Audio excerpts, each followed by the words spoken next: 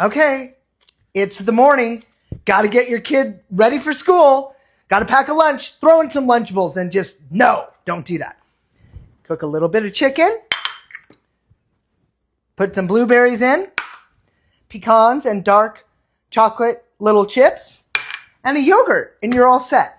So take out that packaged food. Don't give them cafeteria money. And this doesn't take that long to prepare. So it's important to nourish your kids during their school day because they need it. And also, this would be a good little work lunch for you to take. So anyway, comment school lunches if you want more information on school lunches, because my course is coming out and we're adding a bonus section on that, because that was always kind of a frustrating point for me. I'd be like, all right, you want Lunchables? Let's just go. But we got to not give in to the comfort and the ease of packaged food. Fresh food is pretty easy to prepare. Have an awesome day.